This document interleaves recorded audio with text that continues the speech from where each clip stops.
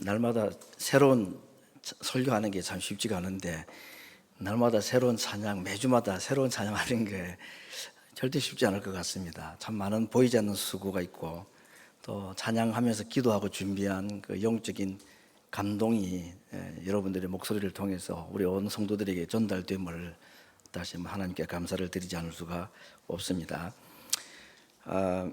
지금 우리가 리딩 지저스 본문 읽기를 제가 가급적 주일 본문으로 택하려고 애를 쓰긴 합니다. 반드시 그렇게 되지도 않고 또 그렇게 할 필요도 없지만, 여러분이 읽었던 본문 중에 한 본문으로 택해서 설교를 하려고 지금 해오고 있는데, 에스겔서를 여러분이 이제 두 주째 읽고 있지 않습니까? 제가 아무리 봐도 참 어렵다, 에스겔 참 어렵다, 다른 성경 그렇습니다만 에스겔서를 설교를 하려고 막 노력을 해봤는데 좀 어렵다고 생각이 되어서 이번 수요일하고 다음 주 두 번 정도로 제가 에스겔 본문 말씀을 전하고, 오늘은 이사야서 본문을 다시 말씀을 전하고자 합니다. 사실 이제 헵시바와 뷸라라는 제목, 이방의 빛, 오늘 우리는 어떻게, 이런 주제로 두 번에 걸쳐서 이사야서의 그 두 번째 파트죠, 회복에 관한 40장 이후의 말씀을 생각을 했는데, 오늘은 44장과 45장 이 두 장에 걸쳐서 또다시 하나님께서 자기를 어떻게 소개하시는가 하는 이 내용을 가지고 좀 말씀을 드리려고 합니다.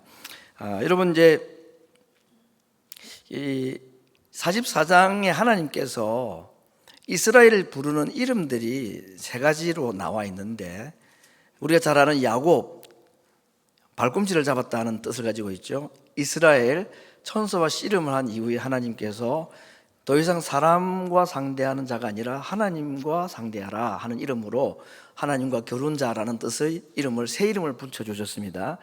그리고 이 이름은 지금 육체적 아브라함의 후손인 유대인들이 지금도 그들이 나라 이름으로 국호로 사용하고 있는 이름이기도 합니다.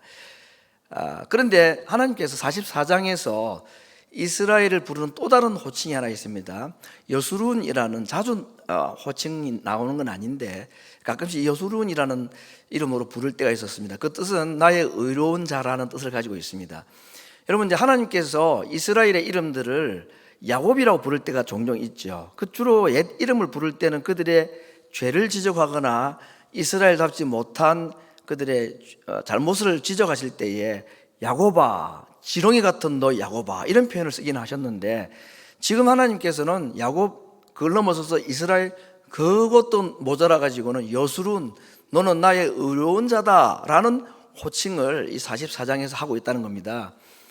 그러면 이스라엘 백성들이 참 회개하고 정신 차리고 이제 하나님 잘 믿는 자가 되었구나 라고 생각하면 이 이름이 합당하겠다는 생각이 들지만, 이 말씀을 한 44장은 언제냐면 남유다가 하나님 앞에 끝까지 범죄하고 돌이키지 않고 회개하지 않아서 이제는 하나님께서 딱 작정을 한 겁니다. 바벨론에 너희들이 멸망당할 거다 라고 하시는 말씀이 지금 이사야서, 예레미야, 에스겔 다 같은 말씀들인데, 그 말씀 중간에 이름을 여수룬이라고 불렀다는 겁니다. 이건 맞지 않는 거죠, 그들의 상황과. 더군다나 다른 이름도 아니고 어여쁘다 이런 말도 아니고, 너는 나의 의로운 자다, 이 이름을 어떻게 부를 수 있느냐, 범죄해가지고 지금 멸망당할 이스라엘 백성들에게 이런 이름을 붙인다는 게 말이 되지가 않죠. 그런데 하나님께서 이스라엘을 이 이름으로 부르신 이유를 스스로 밝히셨는데, 뭐라고 그 이유를 밝히냐면, 그 이유는 너희가 나의 택한 자가 되었기 때문이다 라고 말합니다. 이걸 조금 신약적인 용어로 바꾸면 너희는 내가 낳은 자들이기 때문이다 라고 말할 수가 있습니다.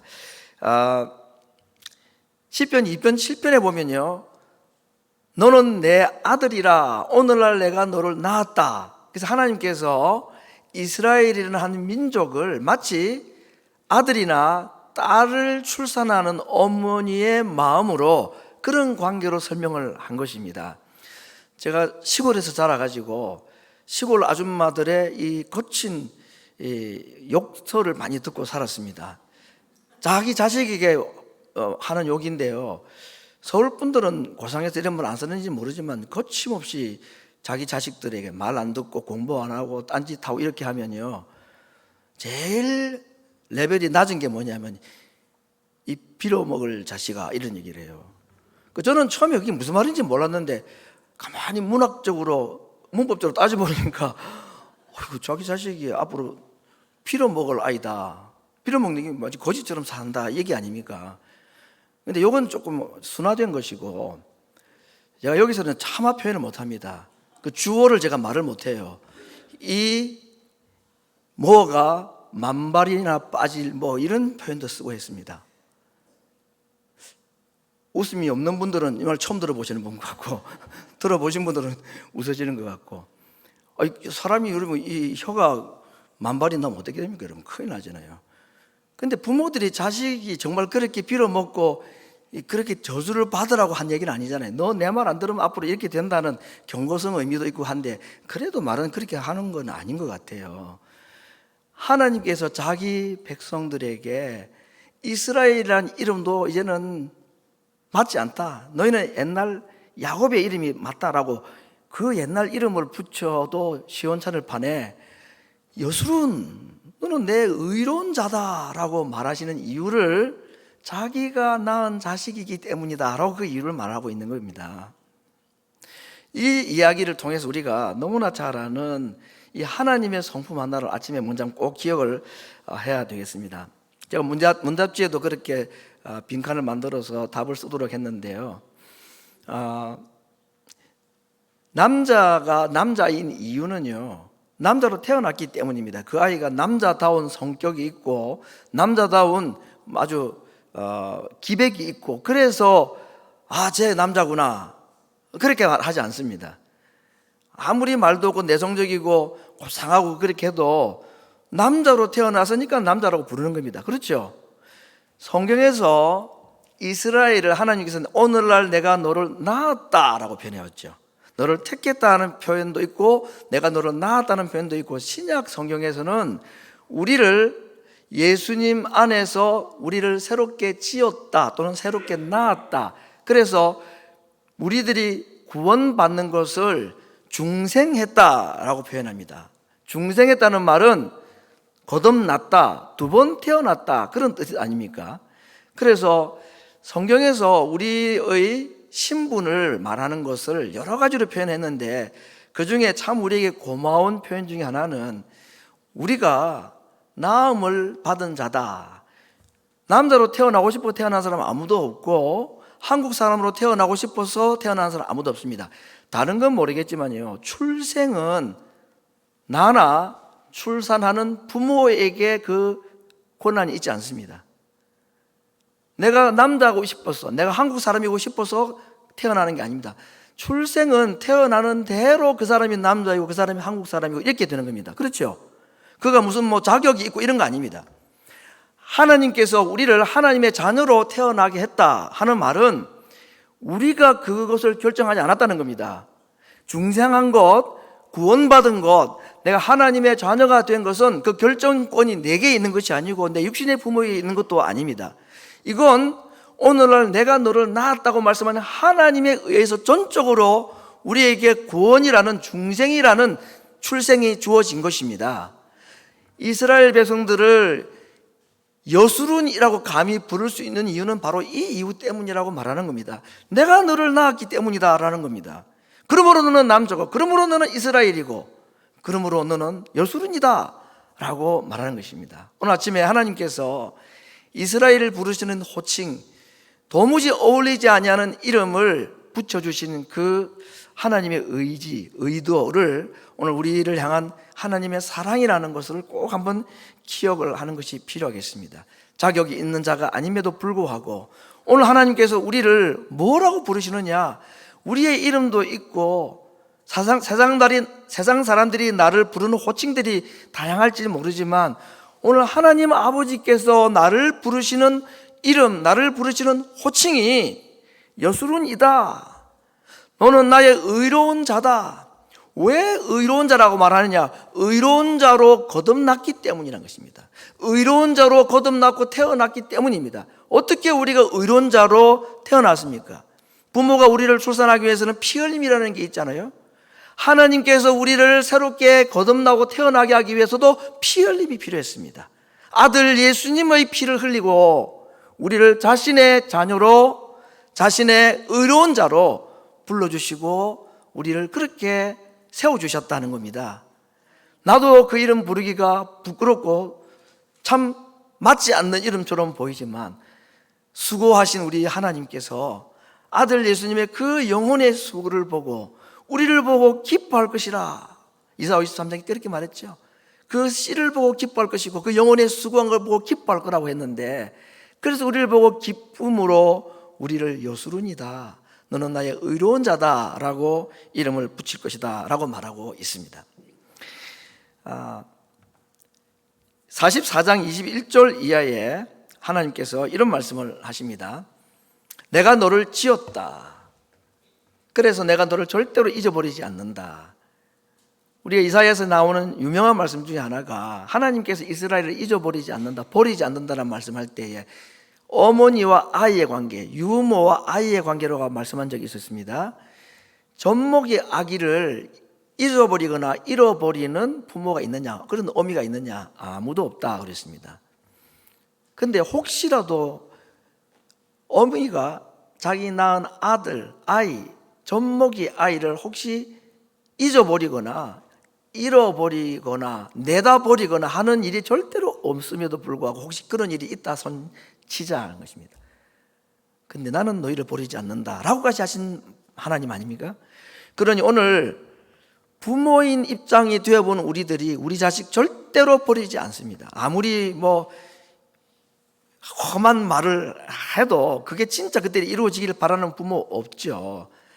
하나님이면 더합니다. 육신의 부모도 자기가 낳은 자식에 대해서는 끝까지 내 아이고 내 자식이라고 말할 수 있는 것과 같이 사실은 어머니의 모성애보다도 하나님 아버지의 부성애가 훨씬 더 크다는 것을 그 성경을 통해서 우리에게 말씀해 주시는 것입니다. 그래서 오늘 자격 없는 이스라엘, 야곱이라는 이름도 어울리지 않을 만큼 형편없는 멸망할 이스라엘을 향하여서 오늘 하나님께서 여수룬이다 라고 말하는 이유는 하나님이 낳으셨기 때문이다 하는 겁니다. 그 다음에 있는 문제를 보니까 있습니다. 나의 잊음이 되지 아니하리라. 그 다음 22절 말씀인데, 내가 너의 허물을 빽빽한 구름의 사라짐같이 너의 죄를 안개의 사라짐과 같이 도말하였다. 그러므로 너는 이제 내게로 돌아오라. 잘 보시기 바랍니다. 이스라엘 백성들에게 지금 회개를 말씀하시는데, 돌아오면 내가 너의 죄를 사해주고 깨끗하게 씻어주겠다라고 했습니까? 순서가. 아니면 내가 이미 너의 죄를 깨끗하게 다 없앴으니 이제 돌아오라. 회개가 먼저입니까? 용서가 먼저입니까? 용서가 먼저죠. 우리 사람으로서는 이게 사실은 이해가 안 되는 겁니다. 먼저 용서를 구해와도 회개를 해도 용서할까 말까 하는 거 아닙니까? 그렇죠? 근데 하나님은 아까 얘기했잖아요. 모성애보다도 하나님의 부성애가 더 크다고 그랬습니다. 하나님은 우리를 먼저 용서하셨다고 그랬습니다. 그러니 돌아오라는 겁니다. 자, 이게 과연 맞는 얘기인가? 우리가 잘 아는 예수님의 탕자 비유에서 이게 명확하게 잘 드러나 있죠. 탕자가 돌아왔을 때에 아버지가 달려가서 그를 환영해 줬다고 그랬습니다. 자주 드리는 질문인데요, 아버지가 탕자를 언제 용서했습니까? 돌아왔을 때 용서했습니까? 그 전에 용서하셨습니까? 성경은 분명히 말씀합니다. 그 전에 용서했습니다. 왜 그걸 알 수 있습니까? 돌아왔을 때 용서할까 말까 고민한 게 없어요. 이미 마음에 용서한 겁니다. 조금 강조하고 문학적으로 표현하면 집 나가는 그날 이미 용서한 것입니다. 부모는 거기 어렵죠. 근데 하나님은 가능합니다. 에덴 동산을 쫓아내실 때 하나님 이미 용서하신 겁니다. 탕자를 쫓겨나갈 때, 탕자가 집을 나갈 때 하나님은 이미 그를 용서하셨다. 그래서 오늘 이 말씀은 조금도 거짓이 아닙니다. 내가 너의 죄를 이미 용서했으니 이제 내게 돌아오라. 이름하여 용서가 낳은 회개라고 할 수 있습니다. 오늘 이것은 이스라엘에게 하신 하나님 말씀이고 오늘 우리에게 하시는 하나님의 약속이라는 것을 말합니다.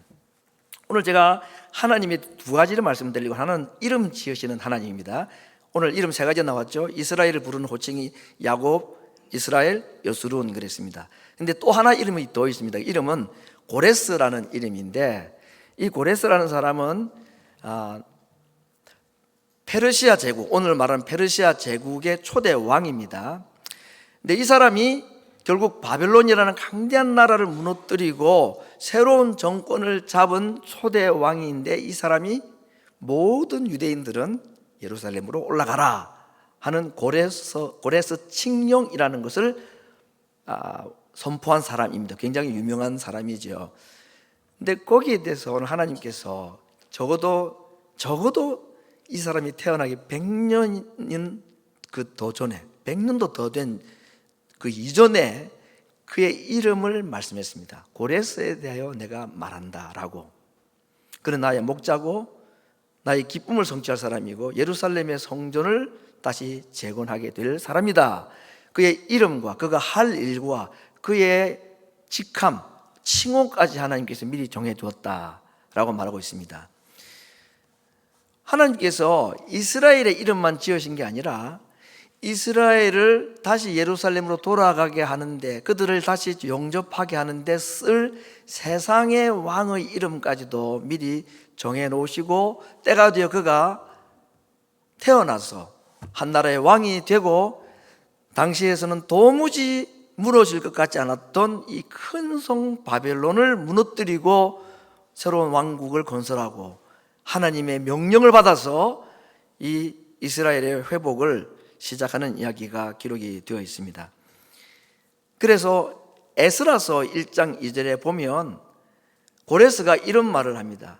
하나님께서 나를 왕으로 삼으셔서 세상의 모든 나라를 내게 주시고 나에게 명령하시기를 유다 예루살렘의 성전을 건축하라고 명령해서 내가 유대인 너희들을 다시 돌려보낸다 라고 말합니다.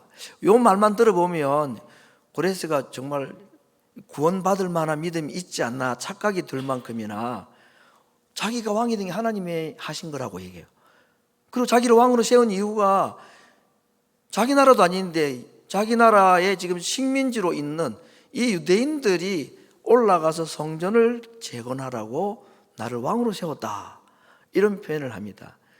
100년 전에 그의 이름과 그가 할 일과 그의 직함까지도 하나님께서 다 이름을 붙여주셨고, 시간이 되자 세상의 역사는 흘러서 도무지 무너질 것 같지 않았던 강대한 나라 바벨론, 요한계시록에서는 큰 성 바벨론이라고까지 했습니다. 워낙 크고 강대한 나라가 되어서 절대로 무너질지 않을 것 같았던 그 바벨론이 무너졌다. 그리고는 새로운 왕이 된 사람이 예루살렘의 성전을 건축하라는 명령을 내렸다, 이런 얘기입니다. 오늘 제가 이사야 44장 45장에 하나님이 어떤 분인가에 대해서는 두 가지를 말씀드리고 있습니다. 첫 번째는 이름 붙이시고 이름 지으시는 하나님, 이스라엘의 이름뿐 아니라 이스라엘의 회복을 위하여서 세상의 왕의 이름까지도 지으신 분이다라는 것을 먼저 말씀을 하고 있습니다.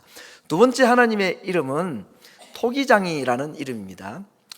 또는 이제 토기장이라는 이름과 함께 사용했던 것은 하나님의 자기 창조에 관한 말씀을 하셨습니다. 창조주 하나님 그리고 토기장이 하나님. 창조주나 토기장이나 동시에 공통점이 있습니다. 그게 뭐냐면 만드는 거죠. 창조도 뭔가 만드는 것이고 토기장이도 토기를 만드는 자입니다. 결국 하나님은 이름 붙이시는 하나님, 두 번째는 만드시는 하나님, 그렇게 이사야서를 통해서 볼 수가 있는데 7절 말씀에 나는 빛도, 이 햇빛, 빛도 지었고 어두움도 내가 창조했고 평안도 창조했고 환란도 창조했고, 그래서 하나님이 이 온 세상 우주를 창조하신 그 창조주 하나님이라는 이름을 가지고 눈에 보이는 것뿐 아니라 평안이라는 것도 내가 만든다는 거고 환란도 내가 만든다, 이런 것을 말합니다. 이런 얘기는 무슨 말이냐면 이 세상에 일어나는 모든 일들이 하나님의 손에 달려있다 하는 것을 이 세상을 창조하신 창조주라는 이름으로 그 사실을 말씀하고 있는 것입니다. 지금은 바벨론이 강대한 나라가 되어 있지만 그러나 창조주인 내가 내 손을 움직이면 그 성도 망하고 새로운 나라가 들어서게 될 것이고, 이런 얘기를 지금 하는 것입니다. 그래서 여러분, 우리가 하나님을 이해할 때에 창조주 하나님이라는 말을 종종 쓰고 그러는데 사실은 감이 좀 안 잡힙니다. 창조주라는 말, 말씀을 태초에 말씀으로 천지를 창조했다 그렇게 하는데, 사실은 이 창조라는 말의 가장 중요한 의미는 뭐냐면 무에서 유를 만들었다. 이게 창조주의 가장 중요한 의미입니다. 오늘 여러분 요즘 기술들이 얼마나 발달이 되어 있습니까? 참 무시무시한 세상이 되어버렸습니다. 그렇죠? 뭐 인공지능이라는 것이 어디까지, 지금은 로봇이 사람 자리를 지금 일자리를 지금 뭐 25% 되는 잠식할 거다 이런 얘기도 막 나오고 실제로 그런 일이 있고, 문제는 뭐 한국도 미국도 서빙을 다 이제 기계가 와가지고 빙빙빙 노래를 부르며 가면서 와가지고 내가 그릇 주면 가져가고 막 그렇게 하잖아요. 이제 지금 아마 그 햄버거 가게에 이제 사람 일 안 하게 될 거라고 이미 시작을 그런 한 업체도 있고, 사람의 기술이 참 대단하다 그런 생각이 듭니다. 근데 그건 있는 거 가지고 만드는 거 아닙니까? 그렇죠? 하나님은 아무것도 없는 가운데 만드셨다고 그랬습니다. 이 얘기를 왜 하느냐? 이 세상의 모든 나라의 역사를 하나님께서 결정하시고 그들 그대로 진행하신다 하는 겁니다. 25년이라는 한 해를 지내보면서 어떤 생각이 드십니까? 상반기를 이제 보내고 하반기에 접어들었는데, 내가 직접 피부로 느끼는 전쟁은 없지만 지금 전쟁 많이 일어나고 있습니다. 그렇죠? 오늘 주보에도 썼습니다만은 뭐 하마스가 어떻고 뭐 우크라이나가 어떻고 솔직히 느낌 별로 없었습니다. 아마 빨리 끝났으면 좋겠다 뭐 이런 정도였는데, 9월 4일날 9월 5일날 우리가 선교 지러 가야 되는데 거기가 지금 전쟁이 났다는 거예요. 캄보디아하고 태국하고. 이거 못 가는 거 아닌가 이런 생각도 들기도 하고. 세상에 무슨 전쟁이 이렇게 많이 일어납니까 지금? 무슨 질병, 재난, 폭우, 폭염, 정말 그야말로 앞이 캄캄하고 도무지 어떤 일이 벌어질지 모르는, 항공기 사고 얼마나 많이 나는지. 그때마다 우리가 주장해야 될 말씀이 오늘 이 본문에 있는 말씀입니다. 창조주 하나님께서 자기가 창조하신 이 세계를 지금도 통치하고 계시고 다스리고 계시다. 하나님이 다스리신다면 어떻게 이런 일이 벌어질 수 있냐라는 의문이 들 수는 있지만, 하나님은 지금도 실수 없이 계획대로 바벨론, 그 다음에 메데파사, 그 다음에는 뭐 알렉산더 제국, 그 다음에 로마, 하나님께서는 세계 역사에 일어날 모든 일들을 다 준비해 놓으시고 차근차근 그 순서대로 지금 진행하고 계시다. 이게 오늘 창조주 하나님, 토기장이신 하나님이 주시는 메시지인 것입니다. 토기장 이야기가 무슨 말을 하는 겁니까? 만들어진 토기가 자기를 만든 토기장이에게 나를 왜 이런 그릇으로 만들었습니까? 왜 만들었다가 기분이 나쁘다가 다 깨트려 가지고 그릇도 형태도 없이 나는 그냥 질그릇 조각으로 남아 있습니까? 라고 말 못한다 그랬습니다.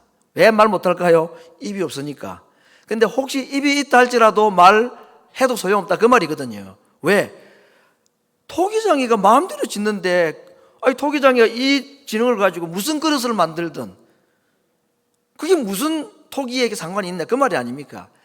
세상의 모든 역사 하나님께서 예정대로 진행해 가시는데 왜 그렇게 합니까? 라고 말 못한다는 겁니다. 이것이 오늘 이스라엘의 회복을 말씀하시는 두 가지 자기의 이름입니다.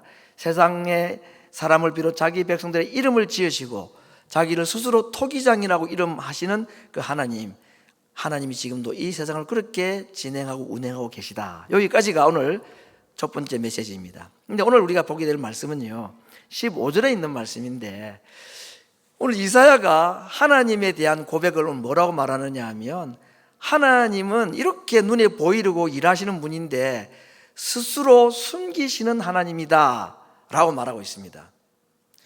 여러분, 하나님이 가지고 있는 두 가지 가장 중요한 특징 하나가 있습니다. 하나님 어떤 분이시냐? 하나님은 눈에 보이지 않는 분이다. 이게 성경에서 계속 말하고 있는 겁니다. 그래서 오늘 우리가 십계명도 읽었습니다만 2계명에서는 어떤 명령까지 하십니까? 하나님을 섬기기 위해서 하늘이나 땅이나 땅 속에 있는 물 속에 있는 어떤 형상을 만들어서 섬기지 말라 그랬습니다. 근데 세상의 다른 우상들은요, 전부 다 사람이 손으로 만들고 눈에 보이도록 만들었습니다. 하나님만 형상을 만들지 말고 섬기라고 한 유일한 신이 하나님입니다. 오늘 이사야도 말합니다. 하나님은 눈에 보이지 않는 스스로 자기를 숨기신 하나님이다. 그래서 하나님의 가장 중요한 특징은 안 보이는 하나님, 이게 중요한 메시지입니다.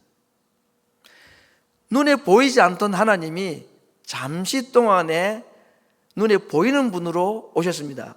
그분이 성육신 하신 예수님이죠. 그런데 예수님이 33년 이 땅에 계시다가 더 이상 계시지 않았습니다. 부활하시고 죽고 부활하신 이후에도 40일 땅에 계셨지만 40일 내 사람들에게 자기를 나타내 보이지 않으셨습니다. 부활하신 예수님께서 성경에 한 3번 정도 나타나신 기록들이 있는데, 근데 그 나타나신 특징이 있습니다, 여러분. 예를 들어 보겠습니다. 엠마오로 실망 가운데 가던 두 제자와 부활하신 예수님이 동행을 하시죠. 함께 길을 걸어가는데도 몰랐다고 그랬습니다. 그래서 성경 이야기를 막 풀어주고 대화를 하는데도 몰랐다고 그랬습니다. 그런데 두 제자가 나중에 눈이 탁 열리면서 이분이 예수님이다 하는 것을 안 때가 언제냐면 식사 기도를 했을 때 그들의 눈이 열려서 예수님인지 알아보았다고 했습니다. 그 다음에 어떤 일이 벌어집니까? 예수님은 그들이 예수님을 알아보는 순간 사라졌습니다. 좀 이상하지 않습니까? 식사도 좀 늦게까지 하고 길게 대화를 나누면 얼마나 믿음이 들고 그럴까요? 그런데 부활하신 이후에 예수님은 이와 같은 똑같은 방식으로 자기의 나타남을 숨기셨습니다. 오늘 이사야가 말했죠. 하나님은 자기를 숨기시는 분이라고 그랬습니다. 왜 숨길까요? 왜 예수님은 제자들과 더 길게 대화하고 자기의 모습을 계속 보여주지 않았을까요? 이유는 자기가 부활한 이 모습을 보아야 예수님을 믿을 것 같으면 예수님은 지금도 이 땅에 계셔야 됩니다. 천국에 안 계시고. 그래서 예수님 대신에 다시 예수님은 보이지 아니하는 하나님을 우리에게 보내주셨습니다. 성령님을 보내주셨죠. 근데 보이지 아니하는 하나님이 우리가 믿는 하나님의 가장 중요한 핵심인데, 눈에 보이는 분으로 오셨던 그 예수님마저도 잠시 후에는 눈에 보이지 않는 분으로 대체하시고 자기는 하늘나라로 올라가신 이유는 자기를 숨기시기 위함이 아니고 오히려 우리에게 자기를 드러내시기 위함입니다. 그래서 예수님이 대신 보내신 분이 성령, 보이지 아니하시지만 이분이 우리에게 무엇을 통해서 하나님을 볼 수 있게 만들어주느냐, 말씀을 남겨주셔서 그 말씀을 성령께서 조명하여 주실 때에, 깨닫게 하실 때에 우리 마음에 보이지 않은 하나님이 믿어지고 볼 수 있게 되어서 그 하나님을 믿도록 하기 위해서 하나님은 원래 보이지 아니하는 모습으로 다시 돌아가신 것입니다. 우리를 버린 것이 아니라고 그랬습니다. 우리와 함께 있다고 분명히 말씀을 하셔서 그랬습니다. 자, 보이지 않는 하나님이 그 다음에는 어떻게 이제 우리가 해야 되느냐? 그 다음에 우리가 만나야 할 하나님은 그 하나님을 우리가 볼 수 있어야 한다는 겁니다. 그 하나님, 보이지 아니한 하나님을 볼 수 있어야 그 하나님을 믿을 수가 있다는 겁니다. 자, 이게 이제 우리에게 고민입니다. 아니, 안 보이는데 어떻게 볼 수 있단 말일까? 이게 여러분께 드린 두 번째 질문입니다. 보이지 아니한 하나님을 볼 수 있어야 되고 그래야 하나님을 믿을 수 있다는데 보이지 않는 하나님을 우리가 어떻게 볼 수가 있을까요? 하나님께서 하신 일을 보면 하나님을 볼 수가 있습니다. 만드신 모든 만물 가운데 보이지 아니하는 하나님의 성품이 들어와 있고 그 하나님의 어떠하심이 그 만물 속에 다 있다라고 말하였습니다. 예를 하나 들어보겠습니다. 이스라엘 백성들이 홍해를 건너고 또 요단강을 건너고 막 이렇게 했죠.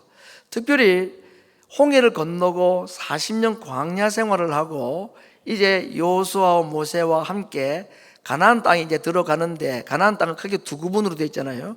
요단강을 사이에 두고 서편이 있고 동편이 있습니다. 요단강을 건너기 전에 모세는 세상을 떠났죠. 근데 요단강 동편에 들어갈 때는 모세가 살아 있었습니다. 그때 요단강 동편에 강력한 두 나라가 있었다고 성경은 기록하고 있는데, 우리는 잘 기억이 많이 안 나는 이름이 하나 있습니다. 시편에 이 두 나라 이름이 많이 나오는데, 그 나라 이름이 뭐냐면 헤스본이라는 나라와 바산이라는 나라입니다. 이 두 나라가 얼마나 강력한 군대를 가지고 있었는지 사람들이 누구도 이 두 나라를 이길 수 없다고 생각을 했는데, 이스라엘 백성들이 홍해 건너 광야를 지나가려 한 다음에 이 가나안 동편으로 들어왔을 때 이 두 나라가요, 전쟁 기록도 별로 없습니다. 전쟁을 어떻게 했는지 기록도 별로 없을 만큼요, 한순간에 두 나라가 다 망해버렸습니다. 자, 하나님이 안 보이는 분이신데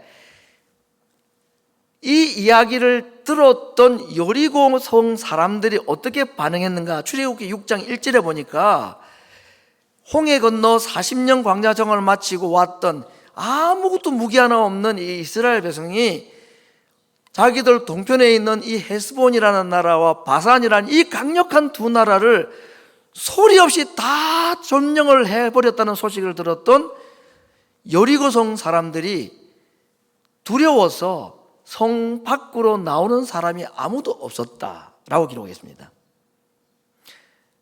뭘 보았기 때문일까요? 하나님을 보았던 겁니다. 눈으로 본 게 아니라 하나님이 하시는 일을 본 것입니다. 여리고성 사람들 생각으로는요, 바산과 헤스본을 40년 걸어왔던 유목민들이, 아니 전쟁 무기 하나 없는 저 사람들 맨손으로 싸워서 이겼다 하는 사실을 들었을 때에 그들은 하나님이 살아계시다는 것을 인정하지 할 수밖에 없었습니다. 그래서 보이지 아니하는 하나님을 믿은 사람이 여리고성에 몇 사람이 있었습니다. 보이지 아니하는 하나님을 믿었던, 하나님을 보고 하나님을 믿었던 몇 사람이 있습니다. 그 중에 대표적인 사람이 기생 라합이었습니다. 하나님은 눈에 보이지 않는 분입니다.